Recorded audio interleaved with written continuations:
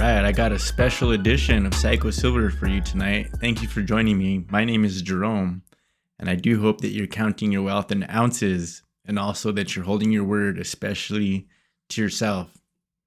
I'm not going to do a long format show tonight with a whole bunch of different news. I'm just going to cover one article, and we'll be quick about it. But this article is written by a gentleman named Ted Butler, and if you don't know who he is, Ted has been in the silver space for a really, really long time. He does precious metals in general. But what's unique about Ted is that he's very technically minded and he's a researcher. And he's been covering this space for so long that many people that have learned about the price manipulation, that have learned about the COMEX, that have learned about the short positions, they learned it from Ted because he's in there doing the tough work of the research, of the analysis. So Ted's very respected in the precious metal space, and a lot of people base their YouTube channels and their works off of the research that Ted has done. And one thing about Ted is he's not doing a YouTube. He has articles that he posts onto a website called SilverSeek, and I believe he does have a subscription service as well. But he mainly communicates through writing articles. And so I'm going to be reading through this article for you and getting you the most interesting information from that. And I hope by doing that, I would have helped you out. But this article is so good that I wanted to make it a standalone episode. So I really hope you can follow along with this because this is some of the most important information you're going to hear about silver. And I have it for you here. All right, we have this interesting article from Ted here. And then I thought maybe instead of reading it verbatim and possibly boring you to death, I'll just tell you the main parts of the article and I'll give you my own opinion on whatever is relevant. How's that sound? All right. So Ted here is pointing out that the price of silver went to $50 twice, once in 1980 and again in 2011, and that both times the prices fell very quickly after they reached that peak. But he believes that this next run up to 50 that's about to happen is going way past 50 and it's staying there this time. Here he's making the point in 1980, the price rose from $7 to $50 in less than a year. And it was because of the Hunt brothers. The Hunt brothers did it, but then they used the regulators, they used regulatory action, and they used changing the rules on the exchange to drive the price back down. But what was important about that is it proved that the price can be driven up by buying. And here he's saying in 2011, the price did get drove up to $50 again, but this time was different. The price in 2011 went up to 50 just because unrelated people were interested in silver. They were buying it up, they were buying physical. And mainly, you did have the ETFs that did not exist in 1980 buying up all the silver. And then again, the price fell sharply because JP Morgan and other banks did succeed in convincing people that were buying the ETFs that it was not a good idea. So the prices fell after that. Here Ted's pointing out that we will have another surge to 50 and far beyond that. And this will happen as both physical and paper buying occurs. But one thing that's really different, what's really different this time is there's far less silver in the world to be bought because a lot of it is already owned by the ETFs. And because that silver is locked into the ETFs, there's not as much free silver out there to be bought. Ted's pointing out that there's 2 billion ounces of silver that exist in the 1,000 ounce bar form. And those 1,000 ounce bars are the most important part of determining the price of silver. And out of the 2 billion in the form of the 1,000 ounce bars, 55% of those are in ETFs. So if you put the ETFs and the COMEX together, that's 70% of the silver in the world, just right there. And he's just making the point, because of this, there's far less available silver. But on the other hand, with all the debt and with all the stimulus that's floating around in the system, there's way more dollars chasing the silver this time when people finally do catch on.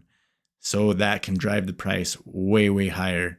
He says there's trillions sloshing around just looking for an investment. Right here, he's pointing out that in 1980, when the price of silver went up so fast, so dramatically, that hundreds of millions of ounces came from people's kitchen drawers. They were turning in plates and spoons and jewelry.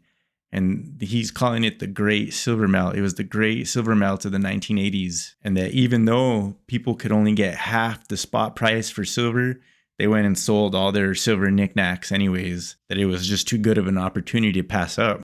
And right here, he's pointing out that the same thing did happen already in 2011.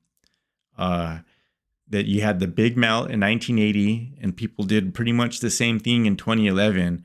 But a lot of the available silver that was just in people's homes, there's not nearly as much of it this time because they already turned a lot of it in. And here's a really important point, and I didn't know this.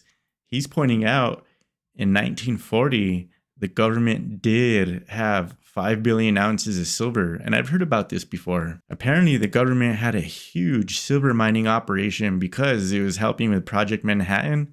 They needed the silver to enrich uranium, and a lot of it, billions of ounces for weapons manufacturing. And that just caused the government to have a huge amount of silver. And here he's just pointing out the different markets for industrial silver.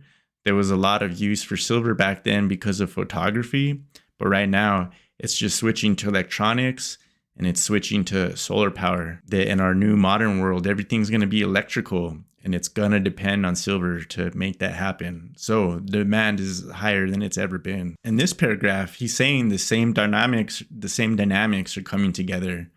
People want to protect themselves from inflation. They're going to buy silver. They recognize it as money. But this time, there's just not that much silver available. And he even mentions Wall Street Silver without saying the name. He calls it a grassroots movement on the internet of people that are buying up all the silver. And he points out there's no other commodity like this. Silver is the only one with a movement behind it. Not even gold has that. And in this paragraph, he's explaining that it's especially dangerous this time because there are these super huge short positions on the COMEX and that they will eventually get burned. But this time it's going to be a much more explosive run by silver because of all those shorts on there. And here's another thing that a lot of people don't know. In this paragraph right here, he's pointing out that JP Morgan almost died. They almost went under because of the silver shorts in April of 2011. They were all really short back then and they got burned big for billions and billions of dollars. It literally almost took them out. And because this happened, JP Morgan actually learned from the experience.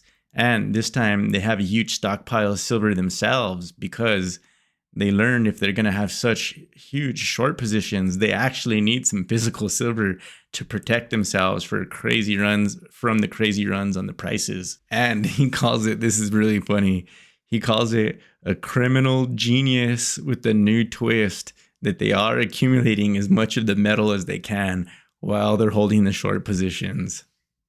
And right here, he's pointing out that JP Morgan did have to pay fines for what they've been doing. People know about the manipulation. They've been caught already, but they're just doing it anyways.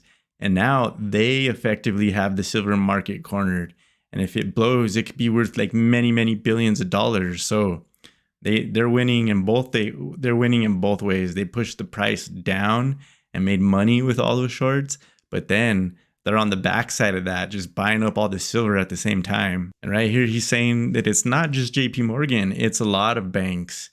And what is he says, this is the longest running price manipulation in history. And the principal manipulators, a series of large banks and institutions, made a boatload of money for 40 years doing this. And now you do see these banks are coming off of the short positions. There's only 4 left where there used to be many more institutions participating in this. In this part, I just have to read this part verbatim.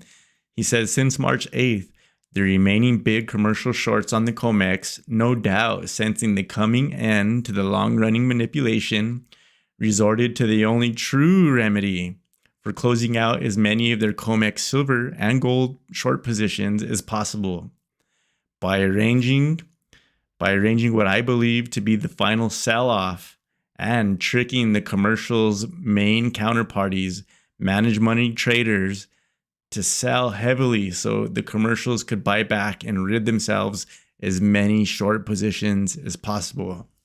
So he thinks these big banks, they're getting out of their positions permanently. They know that it's coming to an end, and they arranged to have this final sell-off so they could just unload their positions and be out of it right just in time. And that you know that it's true because you do see the COMEX dwindling. So you see the physical shortage happening right at the same time as they're unwinding these huge shorts that they've had for decades upon decades. And then in this final paragraph here, he's pointing out that this time around is different also because people know, we all know about it. And some of us, a few of us, we are taking advantage of it.